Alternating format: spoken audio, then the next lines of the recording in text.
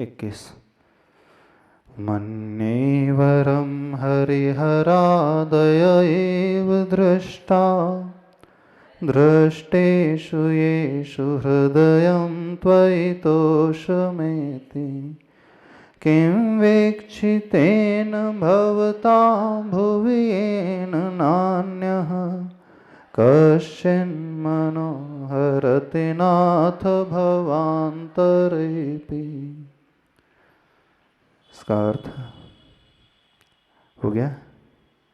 अंतिम 2 चरणों का अर्थ बाकी है। किम वीक्षितेन, वीक्षितेन का अर्थ होता है देखा गया हो, दृष्टिगोचर हो। किसे? भवता, आपको। भुवि का अर्थ हुआ इस पृथ्वी लोक में। इस पृथ्वी लोक में जो आप लोगों को आपको देख लेता है, न अन्य कोई भी ऐसा नहीं होता है जिसके द्वारा कश्चित, कोई भी ऐसा नहीं मनोहरति, हमारे मन का हरण कर ले। कब की बात की जा रही है? भवांतरे अपि, इसी भव में नहीं, अगले भव में भी ऐसा कोई जीव नहीं मिलेगा जो हमारे मन का हरण कर ले। यानी हमारे मन को हरने वाले कोई मिले हैं तो प्रभु आप ही मिले हैं। आपके अलावा कोई भी ऐसा नहीं है जिनके पास आकर के हमारा मन कहीं और ही चला जाए।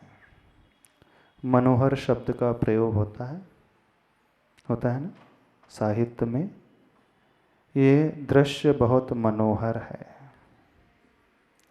तो मनोहर का अर्थ क्या होता है? रमणीय, अच्छा लगने वाला, मन को हरण करने वाला। तो क्या हमारा मन गायब हो जाता है?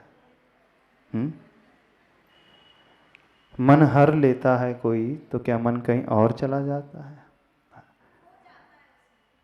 खो जाता है। उसके अलावा इसे और कोई नजर आता ही नहीं है।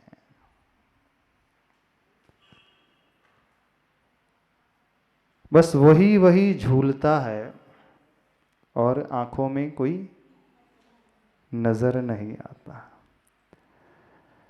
यहाँ कहा गया है, मैंने इस दुनिया में सबको देखा, अन्य को देखा, और जब मैं आपके पास आया प्रभु, तो अब अन्य कोई ऐसे रहे ही नहीं कि मेरी दृष्टि रोक सके, मेरे चित्त को वो हर सके। ऐसा कब संभव होता है?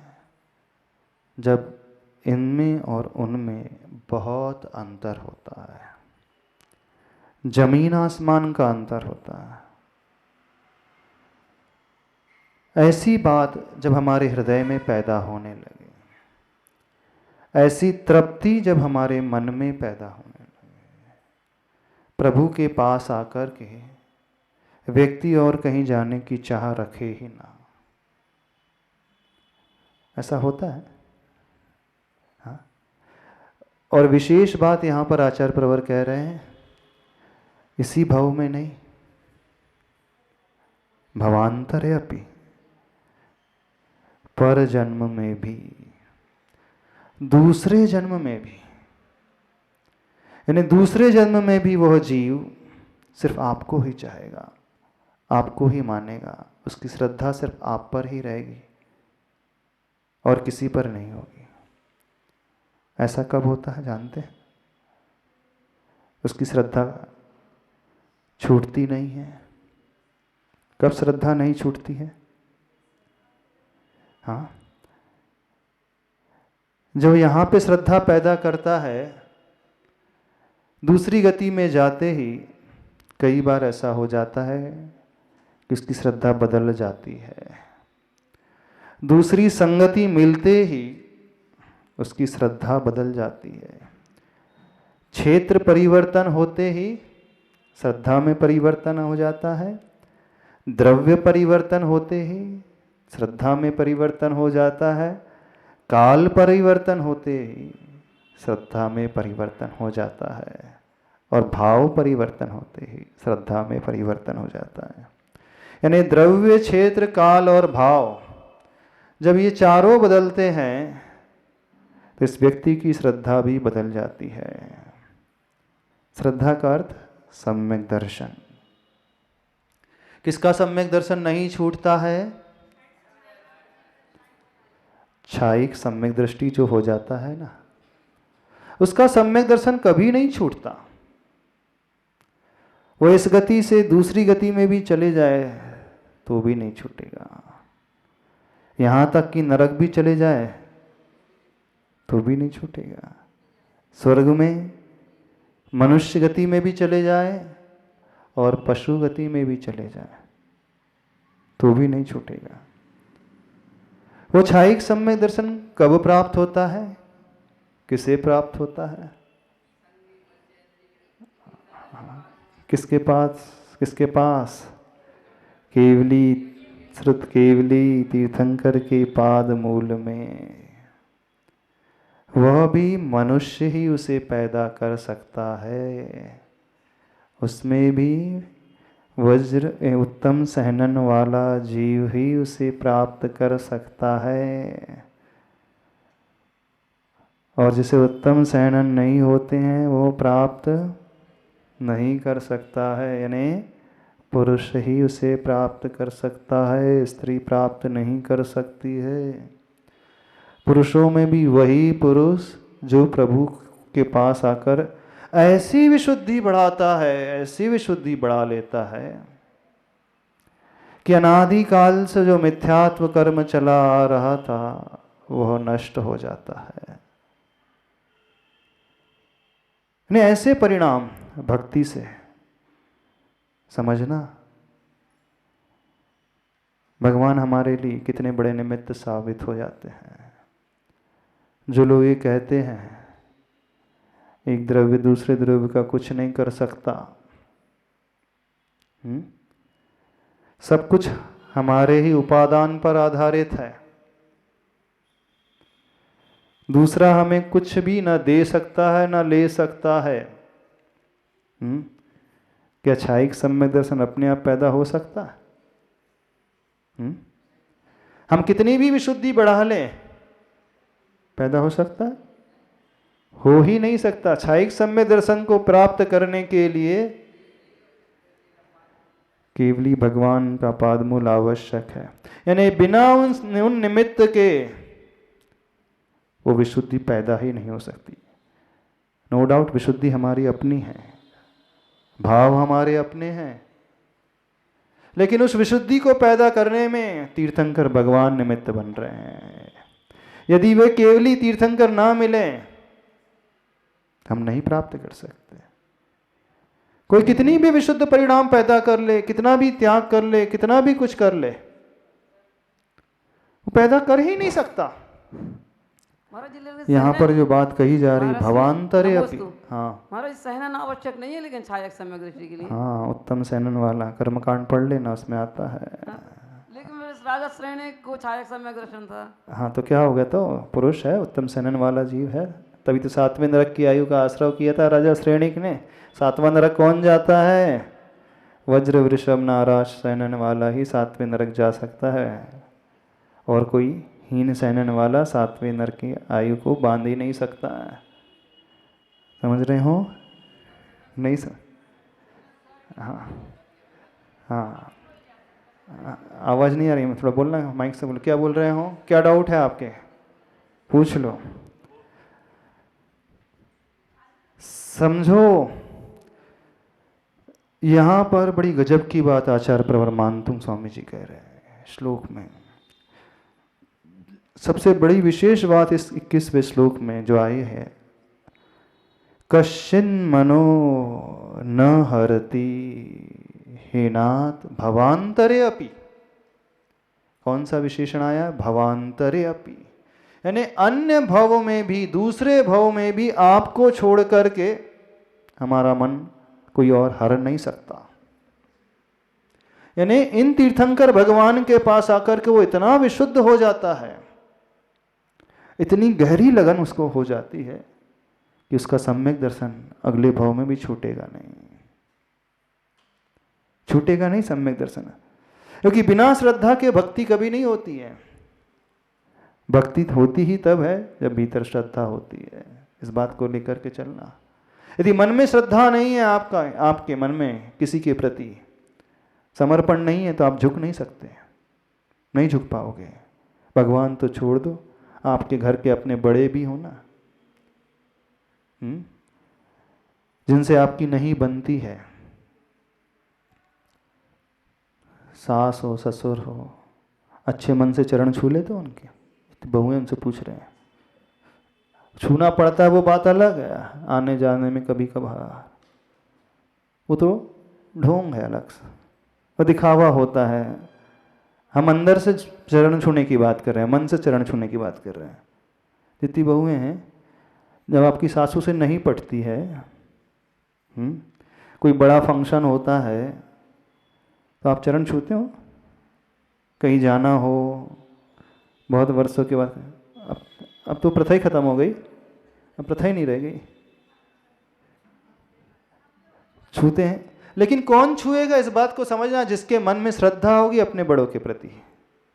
और श्रद्धा नहीं है तो वो नाटक अवश्य कर लेगा, दिखावा कर लेगा झुकने का, लेकिन अंदर से नहीं झुकेगा। जब बात अंदर से झुकने की है, अंदर से विनय की है, अंदर से समर्पण की है, कब होती है? श्रद्धा के बिना हो ही नहीं सकता। कभी भी भक्ति श्रद्धा के बिना हो ही नहीं सकती। और आचार्य भगवान कह रहे हैं अगले भाव में भी वो आप ही के पास आएगा प्रभु, अन्य जगह उसका मन लगेगा ही नहीं।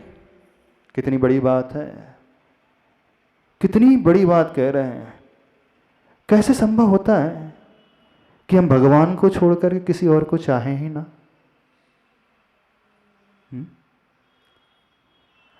ऐसे विशुद्धि बढ़ जाती है आप लोगों की। चलो, ये आचार्य प्रवर मानतुंग स्वामी तो पंचम काल में ही हुए हैं ना, पंचम काल के ही हैं, तो कैसे उनकी विशुद्धि बढ़ गई होगी? क्या भीतर परिणाम पैदा होता है, और क्या वो प्रभु को किस दृष्टि से वो देखते हैं, और प्रभु किस प्रकार से? कभी हमने ऐसा देखा है? एक तरीका बताते हैं आप लोगों को विशुद्धि को पकड़ने का, बड़ा अच्छा तरीका है। आप समझना आपके भीतर विशुद्धि पैदा होती कि नहीं। आचार्य प्रवर पूज्यपाद स्वामी जी, उन्होंने लिखा है, भगवान के पास आकर के यदि आपका कंठ अवरुद्ध हो जाए, नेत्रों से अश्रु की धारा बहने लगे, कैसे? रोम रोम पुलकित हो उठे, रूपम ते निरुपादि सुंदरमिदं पश्यन् सहस्रेक्षणः, प्रेक्षा कौतुककारिकोत्र भगवन्नोपस्थान्तरम्, वाणीं गदगदयन् वपुः पुलकयन् नेत्रद्वयं श्रावयन्। क्या उन्होंने कहा? वाणीं गदगदयन्, शब्द अंदर गए, वाणी वो गदगद भाव से भर उठे। वाणीं गदगदयन् वपुः पुलकयन्, वपु का अर्थ है शरीर, शरीर एकदम पुलकित हो उठे, और दोनों ही नेत्रों से अश्रु की धारा। प्रेक्षा कौतुककारी कोत्र भगवन नोपैस्ति वस्थांतरम, ऐसा व्यक्ति उस विशुद्धि को लेने वाला होता है। कैसे प्रभु का रूप देख रहा है? रूपम ते निरुपाधि, यानी उपाधि से रहित प्रभु आपका रूप है। यानी प्रभु के पास कोई उपाधि नहीं है।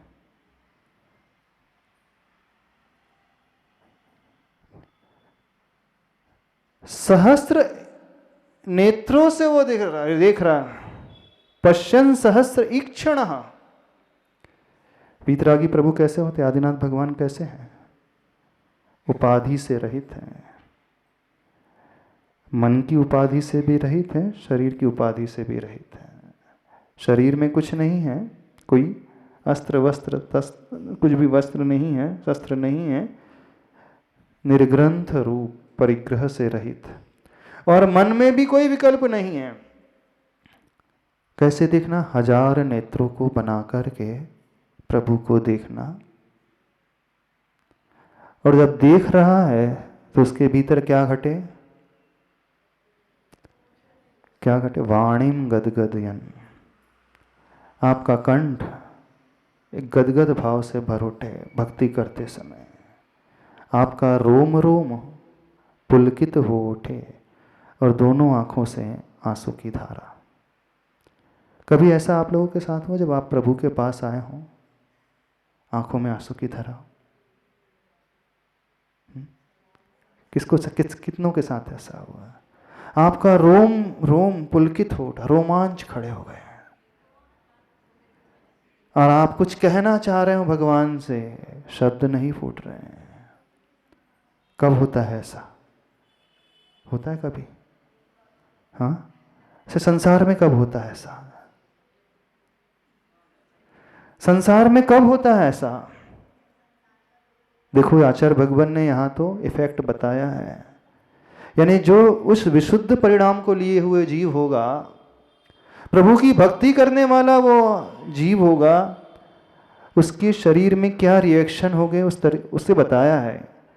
जिसके भीतर विशुद्धि होगी तो उसकी दोनों आंखों से आंसू बहते रहेंगे, उसका रोम रोम रोमांचित रहेगा और कंठ आह्लाद से भरा हुआ होगा। ये रिएक्शन उसके बाहर से नजर आएगा। लेकिन ये रिएक्शन पैदा क्यों होता है, कब होता है, अब उसे पकड़ना। लिखा गया है ऐसा होना चाहिए विशुद्धि में।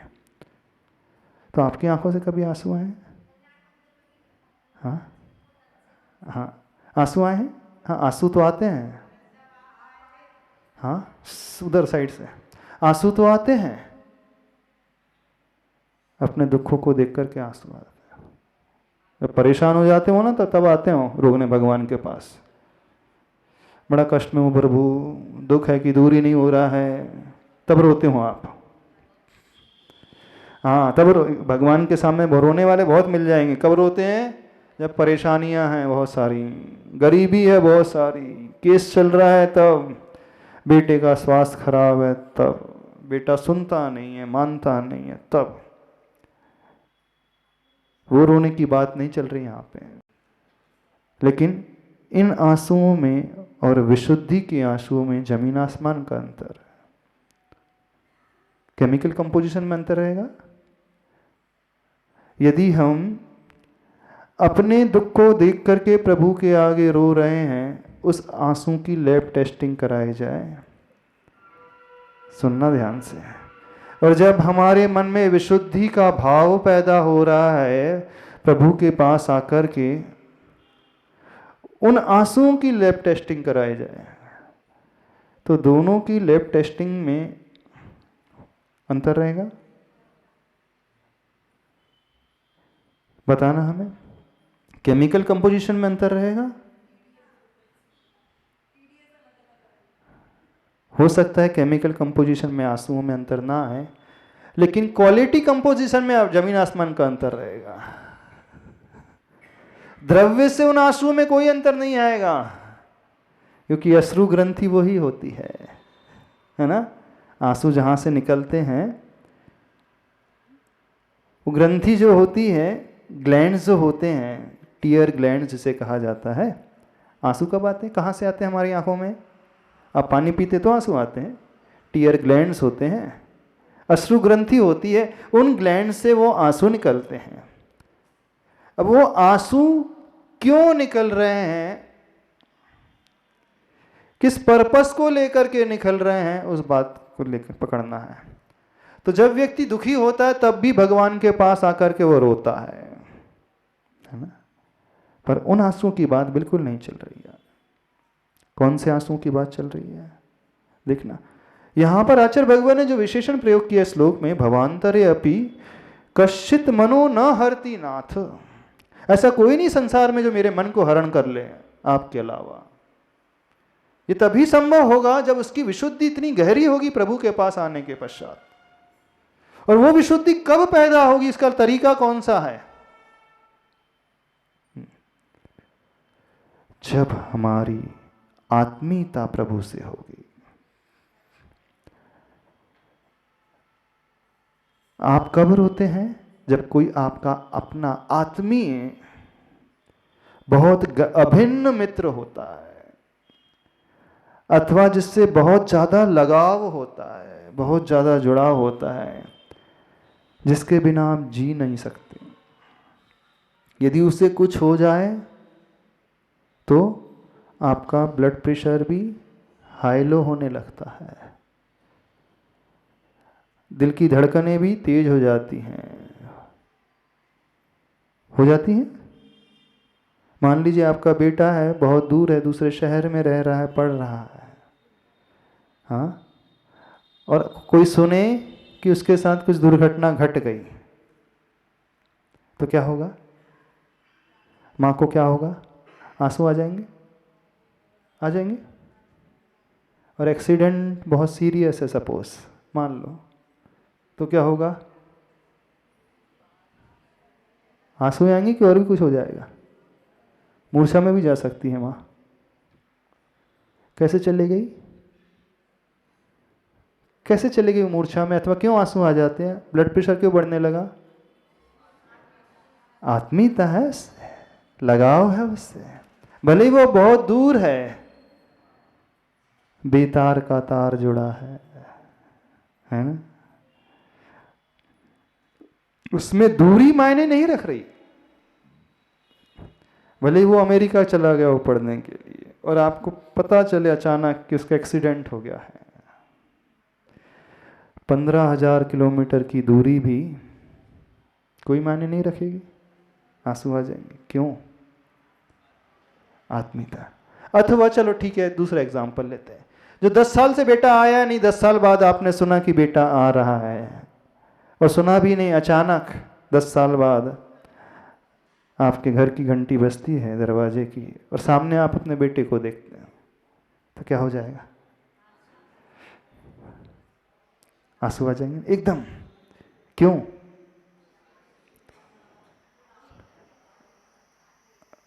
अच्छा, वही बेटा रोज रोज आ जाएगा, फिर उतने ही बजे रोज आ रहा है, अगले दिन भी रात को 10 बजे आकर के कहे डोरबेल बजा रहा है, दूसरे दिन भी आ जाएंगे, तीसरे दिन आ जाएंगे आंसू। अब रुकिए, आपके पास आकर के रुक गया वो। चलो एग्जाम्पल ले रहे हैं। हाँ, उसने सोचा कि उसने वो है कि मैं 1 महीने तक आपके पास ही रहूंगा, तो वो डेली रात को 10 बजे लौट करके आ रहा, घूम फिर करके आ रहा, दोस्तों से मिल करके आ रहा है। कितने दिन तक आंसू आएंगे? हाँ, बेटा तो वही है ना आपका। कितने दिन तक आएंगे आंसू? एक ही बार आएंगे, रोज रोज नहीं आएंगे कि थक जाओगे आप रोते रोते। समझना, उस बात को पकड़ने की कोशिश करना। जब पहली बार आपकी आंखों में आंसू आए थे तो क्यों आए थे? तो क्या जब तीसरे दिन तक आपका जुड़ाव खत्म हो गया बेटे से? आप कह रहे थे ना, हमारी आत्मीयता थी, मोह था बेटे से, इस कारण हमें आंसू आ गए थे।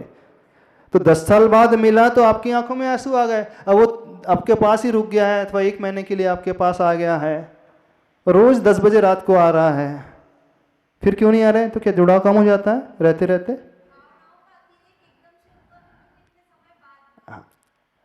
बात पकड़ना।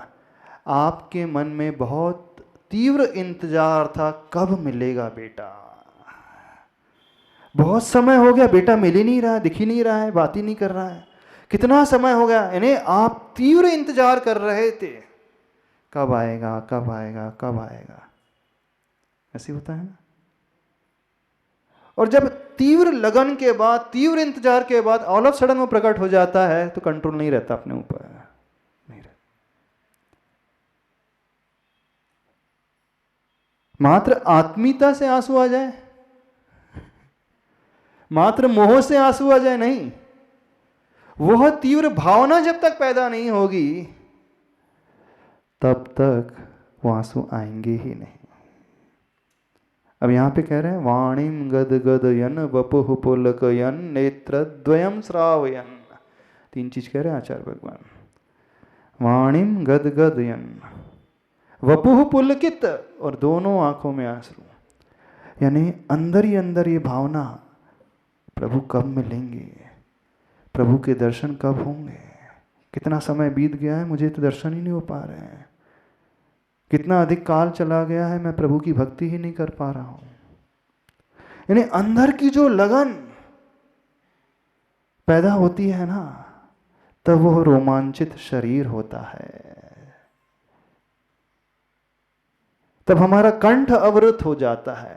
और जिसके जीवन में एक बार भी ऐसी घटना घट गई तो समझना उस दिन का पुण्य उसका सबसे बड़ा पुण्य होता है। उस दिन की कमाई उसकी सबसे बड़ी कमाई रहेगी। वो कमाई एक तरफ, सारी जिंदगी की कमाई एक तरफ, एक दिन की कमाई भारी पड़ जाएगी आपके जिंदगी भर की कमाई पे। वो पुण्य इतना क्वालिटी वाला रहेगा, इतना प्रशस्त अनुभाग को लिए हुए होगा कि सारे पुण्य पर वो भारी पड़ जाएगा। जब ऐसा परिणाम जागृत होता है तो वो व्यक्ति प्रभु को कभी छोड़ नहीं सकता। ऐसा व्यक्ति ही भवांतर में उन्हीं के पास जाएगा, उन्हीं को ढूंढेगा, उन्हीं को खोजेगा, उनके बिना वो जी नहीं पाएगा। यानी उसे तृप्ति ही नहीं होगी कभी। अब बताना कितने लोगों के साथ ऐसा हुआ है जब प्रभु के पास आते हो कभी रोए नहीं प्रभु, कभी आंसू नहीं बना, सब भूल गए, सुध बुध खो बैठे हो, आपको खुद ही याद नहीं आप कहाँ हो, कब से हो। स्वयं का कंट्रोल स्वयं पर नहीं रहता है, तब अतिशय घटित होते हैं जीवन में। इतिहास उठा करके देखो, वर्तमान युग की घटनाएं को उठा करके देखो, जिस भक्त के साथ भी अतिशय घटित हुआ है वो तभी घटित हुआ है, अन्यथा वो अतिशय घटित नहीं होते हैं। तो ऐसी विशुद्धि छायिक सम्यक दर्शन को प्राप्त करने के लिए आवश्यक होती है, जहां तक हम समझते हैं। तीव्र अंतरंग का परिणाम, विशुद्ध परिणाम छायिक सम्यक दर्शन के लिए निमित्त बन जाता है, और वह परिणाम उन केवली भगवान के समक्ष तीर्थंकर भगवान के चरण पाद मूल में पैदा होता है। ठीक है, अभी वर्तमान में छायिक सम्यक दर्शन न हो, लेकिन इन प्रभु के पास आकर के, आदिनाथ प्रभु के पास आकर के मंदिर में जब इन्हें हम देखते हैं, ऐसा होता है कि हम देखते ही रह जाएं, हमें और कुछ नजर ना आए और कोई नजर ना आए। अभी तो आपको भगवान नजर नहीं आ रहा है, ये लोग नजर आ रहे होंगे, है ना? डिस्ट्रैक्शन हो गया। इन्हें कितनी कम विशुद्धि है, कितनी कम विशुद्धि है। आचार्य भगवान कह रहे हैं कश्चिन मनो न हरति नाथ भवांतरपि। वो भगवान को अगले भव में क्या, भवो भवो तक नहीं भूलेगा। जब तक उसे मुक्ति ना हो जाए प्राप्त, जब तक केवल ज्ञान मोक्ष प्राप्त ना हो जाए, तब तक वह भगवान को भूल ही नहीं सकता, छोड़ ही नहीं सकता।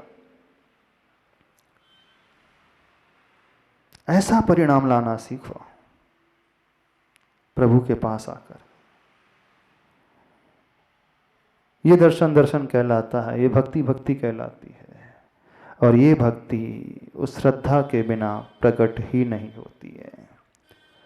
ये परिणाम बिना उपादेय बुद्धि के प्रकट ही नहीं होती है।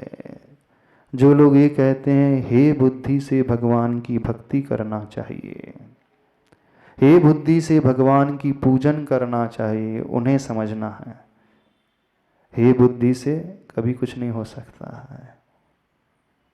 हे बुद्धि से तो संसार में रहना चाहिए, और उपादेय बुद्धि से प्रभु के पास आना चाहिए। संसार के भोग भोगते समय उसमें रुचि नहीं रहना चाहिए। संसार में रहते समय ये भाव आ जाए कि मुझे तो करना पड़ रहा है, और प्रभु के पास आकर उत्साह से प्रसन्न चित्त होकर के आनंद में भर कर के वो भक्ति करे। जब आनंद मिलता है और वो वस्तु छूटती है जिससे आनंद मिल रहा था, तो वियोग जन्य दुख होता है कि नहीं। अब वही बेटा जब आपका लौट करके जाता है, अब देखना, आया था उस दिन आंसू बहे थे, 30 दिन साथ में रहा, अब उसके बाद नॉर्मल हो गए। अब वह घड़ी आ गई कि उसने कहा कि अब कल वापस रिटर्न फ्लाइट से जाना है। अब क्या होगा? अब फिर से आंसू आ जाएंगे। अथवा बेटी की विदा होती है, तब जब आती है तो वो बेटी मायके, तब खुशी होती है। जब विदा होती है तो कितनी बार तक, कितनी विदाओं में दुख होता है माँ को? एक ही 2 विदा तक, उसके बाद नहीं होता ना। एक ही बार में दिवस, पहली विदा में थोड़ा सा खुशी होती है, पहली विदा में वो लौट के तभी दुख होता है। फिर उसके बाद फिर तब संसार का नियम है, फिर तो चलते रहता है। ऐसे ही होता है। हाँ, चलो संसार की बात को छोड़ दो, अभी तो उदाहरण दे रहे थे, उसमें नहीं अटकना। आपका बार हो रहा है, कितने बार हो रहा है, इसकी बात नहीं कर रहे हैं हम। जो कह रहे उस बात को पकड़ने की कोशिश करो। देखना, जब बेटा आया था तब आपकी आंखों में आंसू थे, और वो बेटा लौट करके जा रहा है तब आंसू आ गए, विकल्प होने लगा, वियोग का विकल्प होने लगा। तो जीवन में एक वो क्षण जब हम प्रभु के पास आए, प्रभु के दर्शन करें, प्रभु की भक्ति करें, उस समय इतना गहरा डूब जाए कि अपने आप को ही भूल जाए, तन्मय हो जाए, प्रभुमय हो जाए, उस रूपमय हो जाए। जैसे वह शक्कर दुग्ध में अपने आप को खो देती है। जब दूध में शक्कर डाली जाती है, मिलाया जाता है, थोड़ी देर बाद वह शक्कर कहाँ चली जाती, कहाँ गायब हो जाती? पहले दूध अलग था, शक्कर अलग थी, अब 2 नहीं रहे, अब 1 रह गया। 2 अस्त हो गए, अब 1 ही बचा। आचार्य भगवान ने बहुत अच्छी परिभाषा बताई थी। बोले दोस्त कौन होता है? जहां 2 अस्त हो जाते हैं और 1 ही रहता है, वह दोस्त कहलाता है। क्या कहा? जहां 2 अस्त हो जाते हैं और 1 ही रहता है, वो दोस्त है। यानी दोनों में कोई भेद भिन्नता ही नहीं रहे, दोनों एक जैसे ही हो जाएं, दोनों के विचार एक जैसे ही हो जाएं। हम यह पहचानने में भूल कर जाएं कि इसने कहा अथवा उसने कहा, दोनों बिल्कुल मिलकर के इतने अच्छे से गहरे अभिन्न होकर के रह रहे हैं। तो प्रभु के पास आकर के कभी अपने आप को खोया है? अब वो जो शक्कर होता ही है, चीनी होती है, वह अपने अस्तित्व को खोती है कि नहीं? अब चीनी नजर आती कहीं पे? नहीं, नजर नहीं आती। वही गिलास जो दूध से भरा हुआ था, वही दूध भरा हुआ गिलास नजर आ रहा है, शक्कर कहाँ चले गई? कहाँ गई बताना? दुग्धमय हो गई। जहां जहां दूध की बूंद है, वहां वह मिठास समाहित हो गई। जब जब हम प्रभु के पास आते हैं, प्रभुमय हो जाते हैं। बहुत एक्सट्रीम बात तो नहीं कर रहा है बहुत ऊंची लेवल की बात तो नहीं कर रहे हैं। हाँ, हम अपने आप को बाहर से तो खो ही नहीं सकते, नष्ट नहीं कर सकते, लेकिन अंतरंग से, विचारों से उन जैसे हम हो जाएं, तो हम खोते नहीं हैं बल्कि पाते हैं। दुनिया को दिखता है कि शक्कर का अस्तित्व गायब हो गया, शक्कर गायब हो गई। नहीं, गायब नहीं हुई वो तो दूधमय हो गई। यानी व्यक्ति जब अपने मैं को पूरी तरह भुला देता है, समर्पित कर देता है, उन प्रभु जैसा प्रभु मैं हो जाता है, अपनी सुध बुध खो बैठता है, उसे कुछ ध्यान ही नहीं रहता है, तब वह चरम अवस्था पैदा होती है, एक्सट्रीम अवस्था पैदा होती है विशुद्धि की। तब वह आंखों से अश्रु की धारा, पूरा शरीर का एक एक रोम रोम पुलकित हो जाता है और हमारा कंठ अवरुद्ध हो जाता है। भक्ति में, तीव्र भक्ति में फिर कंठ से कुछ फूटता ही नहीं, निकलता ही नहीं। जहाँ तीव्रता होती है, शब्द बौने हो जाते हैं, वहाँ सिर्फ भाव अकेले रह जाते हैं। वहाँ भावों की भाषा होती है, वहाँ शब्दों की भाषा नहीं होती है। जब तीव्र अतिरेक हो जाता है, होता है ना, ये आपने बेटे को देखा, 10 साल बाद आया था, बेटा आपसे कुछ कहना चाह रहा हो और आप भी उससे कुछ कहना चाह रहे हो, थोड़ी देर के लिए क्या होता है, शब्द ही नहीं फूटते, टोटल साइलेंस। ऐसे होता है। आप ऐसा नहीं कि चाह नहीं रहे, चाह रहे हैं, भाव अंदर से हो रहे हैं कि उससे कुछ कहूं, और वो भी सोच रहा है कि मैं भी कुछ कहूं, लेकिन कह नहीं पाते हैं। पर वो विशुद्धि होती एकदम अलग ही प्रकार की।